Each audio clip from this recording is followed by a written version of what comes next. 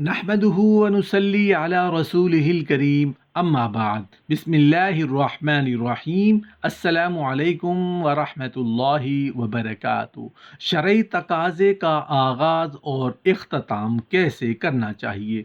शरई तकाज़ा यानी कि हम बिस्तरी से पहले मियाँ बीवी के लिए क्या अहकाम है, हम बिस्तरी के बाद मियाँ बीवी के लिए क्या अहकाम है। मोहतरम नाज़रीन, आज की इस वीडियो में हम आपको बीवी से हम बिस्तरी करने का जो एक मुकम्मल इस्लामी तरीका है कुरान और हदीस की रोशनी में आपके साथ शेयर करेंगे। इस वीडियो में बताया जाएगा कि हम बिस्तरी करने के क्या और कौन से आदाब हैं जिनकी पैरवी करना ज़रूरी है, और बीवी से हम बिस्तरी के दौरान ऐसी कौन सी चीज़ें हैं जिनकी शरीयत हमें इजाज़त नहीं देती, और किन बातों का हमें ख्याल रखना चाहिए, कौन से ऐसे काम हैं जो हम बिस्तरी के वक्त नहीं करने चाहिए, जो हमारे लिए नुकसानदेह हैं। मोहतरम नाजरीन, ये दुनिया इंसान के लिए इम्तिहान की जगह है। जो इम्तिहान की तैयारी इस तरह करेगा जो जैसा कि अल्लाह का हुक्म है, वो इंसान दोनों जहान में कामयाब व कामरान होगा, वरना नाकामी और अजाब तो उसे भुगतना ही होगा। बिल्कुल इसी तरह बेशक मियाँ बीवी एक दूसरे के लिए हलाल हैं, जैसे चाहें हम बिस्तरी कर सकते हैं, मगर तरीका वो होना चाहिए जो कुरान और हदीस से साबित है। अगर हम शरीयत के खिलाफ करेंगे तो फिर उसका अजाला भुगतना पड़ेगा। उसकी सूरत कोई भी हो सकती है। जो लोग शरीयत के बताए हुए तरीक़ों पर अमल पैरा नहीं होते, शरई तरीक़ा के मुताबिक बीवी से हम बिस्तरी नहीं करते, वो बहुत से ऐसे नुकसानात उठाते हैं जिनका कि न सिर्फ अजाला करना मुश्किल हो जाता है, बल्कि वो गुनाहों के मुर्तकब भी होते रहते हैं। हलाल काम उनके लिए हराम बन जाता है। बीवी से हम बिस्तरी यानी मुबाशरत, सोहबत या जमा करना सुन्नत और सवाब का काम है। हदीस पाक में आया है कि बुनिया अपनी बीवी के साथ हम बिस्तरी करना भी सदका है।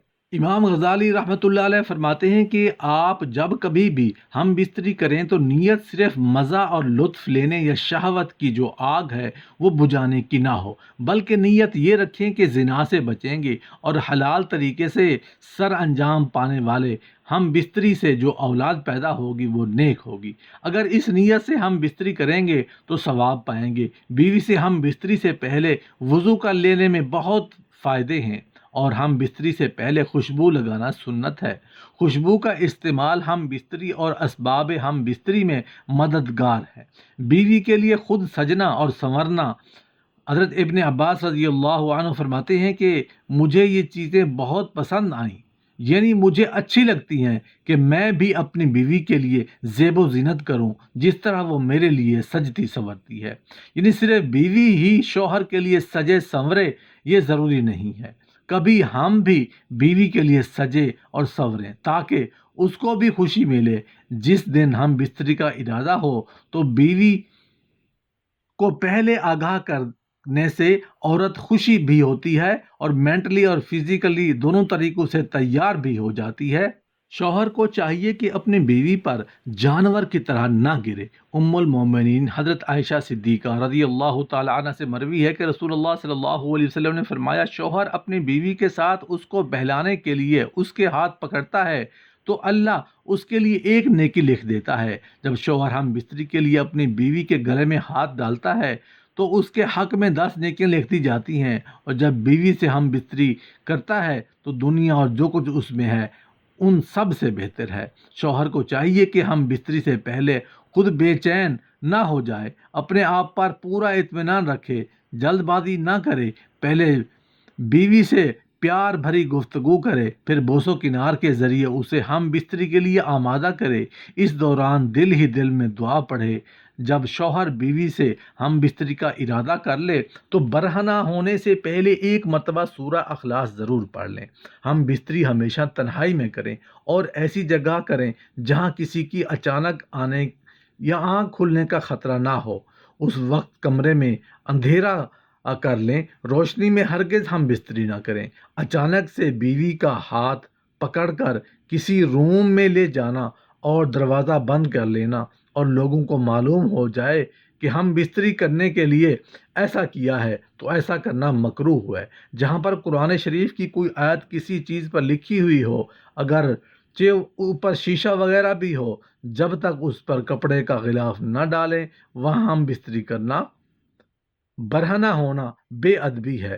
جو بچہ سمجھتا ہو اور دوسروں کے سامنے بیان کر سکتا ہو، اس کے سامنے ہم بستری کرنا مکروہ تحریمی ہے۔ کسی کی دو بیویاں ہوں تو ایک بیوی سے دوسری بیوی کے سامنے ہم بستری کرنا جائز نہیں۔ اس کے علاوہ نشے کی حالت میں ہم بستری نہ کریں، ورنہ پیدا ہونے والی اولاد کسی بھی بیماری کا شکار ہو سکتی ہے، اور اولاد اپاہج، لولی اور لنگڑی جو ہے وہ پیدا ہو سکتی ہے۔ ہم بستری کے وقت قبلے کی طرف منہ یا پیٹھ کرنا مکروہ ہے اور خلاف ادب ہے۔ اس بات کا ہمیشہ خیال رکھیں کہ جب بھی ہم بستری یعنی کہ مباشرت کا ارادہ ہو تو یہ معلوم کر لیں کہ کہیں بیوی حیض سے تو نہیں ہے۔ بیوی سے صاف صاف پوچھ لیں۔ بیوی کے بھی تو ذمہ داری ہے کہ وہ اگر حیض میں مبتلا ہو تو بلا جھجک اپنے شوہر کو اس بارے میں آگاہ کر دے۔ اگر بیوی حالت میں حیض ہو تو ہرگز ہم بستری نہ کریں۔ ان ایام میں ہم بستری کرنا بہت بڑا گناہ ہے۔ بیوی اگر کسی پریشانی سے یا بیماری میں مبتلا ہو تو تب بھی ہم بستری نہیں کرنی چاہیے۔ اس کی صحت کا خیال رکھنا شوہر کی اولین ذمہ داری ہے۔ محترم ناظرین، کبھی بھی کھڑے ہو کر ہم بستری نہ کیا کریں، کیونکہ یہ جانوروں کی خصلت اور جانوروں کا طریقہ ہے، اور بیٹھ کر بھی ہم بستری نہ کیا کریں کیونکہ یہ میاں بیوی دونوں کے لیے نقصان دہ ہے۔ ہم بستری کے دوران گفتگو بھی نہ کیا کریں، ہمیشہ بالکل خاموش گوئی اور اطمینان کے ساتھ اس شرعی فریضہ سے لطف حاصل کیا کریں، تو نہ صرف اندرونی خوشی محسوس ہوگی بلکہ ثواب بھی ہوگا۔ اتباع فرماتے ہیں کہ ہم بستری کے دوران بات چیت کرنا مکروہ ہے۔ بچے گونگے یا توتلے ہونے کا خطرہ ہے۔ ہم بستری کے دوران مرد کسی دوسری عورت اور عورت کسی دوسرے مرد کا خیال اپنے ذہن میں نہ لائیں، کیونکہ ایسا کرنا بہت بڑا گناہ ہے اور زنا کرنے کے زمرے میں آتا ہے۔ صحبت کے بعد فوراً پانی نہ پیا جائے کیونکہ اس سے سانس کی بیماری ہونے کا خطرہ پیدا ہو جاتا ہے۔ ہم بستری کی باتیں دوستوں سے شیئر نہ کی جائیں، اسے شریعت بھی ناپسندیدہ عمل قرار دیا ہے۔ رسول اللہ صلی اللہ علیہ وآلہ وسلم نے فرمایا، جس کسی نے ہم بستری کی باتیں لوگوں میں بیان کی، اس کی مثال ایسی ہے جیسے شیطان مرد اور شیطان عورت سے ملے اور لوگوں کے سامنے ہی کھلا عام ہم بستری کرنے لگ جائے۔ سب سے اہم اور آخری بات کہ ہم بستری کا طریقہ کیا ہے۔ شریعت میں ہم بستری کے لیے کسی دن یا رات یا کسی وقت کی کوئی قید نہیں، بس نماز کے اوقات کے علاوہ دن اور رات کے ہر حصے میں ہم بستری کر سکتے ہیں۔ ہم بستری کے لیے سب سے بہتر وقت رات کا آخری حصہ ہے، کیونکہ رات کے پہلے حصے میں جو غذا ہے وہ آپ نے پیٹ بھر کر کھائی ہوتی ہے، اور بھرے پیٹ سے ہم بستری کرنے سے صحبت کو بہت زیادہ نقصان ہوتا ہے، اور بھرے ہوئے پیٹ سے یعنی اگر آپ کھانا کھاتے ساتھ ہی ہم بستری کرتے ہیں تو اس سے آپ کو کیا نقصان ہوتے ہیں؟ آپ بہت جلد منزل ہو جاتے ہیں، یعنی انزال جلدی ہو جاتا ہے، معدہ کمزور ہو جاتا ہے، ہاضمے کی قوت کمزور ہو جاتی ہے، جگر پر ورم اور شوگر کی بیماری ہو جاتی ہے، اولاد کند ذہن ہو جاتی ہے۔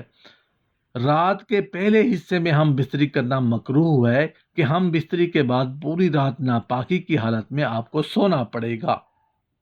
بعض علماء نے شب جمعہ یعنی جمعرات کی رات اور جمعہ کا دن ہم بستری کرنے کو مستحب کہا ہے۔ اذان اور مغرب کے وقت ہم بستری نہ کریں، اس سے اولاد نافرمان پیدا ہوگی۔ ہر مہینے کی چاند رات یعنی کہ چاند کی 15ویں شب اور رات کے مہینے میں کی آخری شب ہم بستری کرنا مکروہ ہے۔ ان راتوں میں ہم بستری کے وقت شیطان ہوتا ہے۔ محترم ناظرین، یہ ہم بستری کا طریقہ ہم بستری سے پہلے، ہم بستری کے دوران اور ہم بستری کے بعد کے کچھ ضروری آداب اور کچھ کرنے اور کچھ نہ کرنے والی چیزیں تھیں جو ہم نے آپ کے ساتھ شیئر کی۔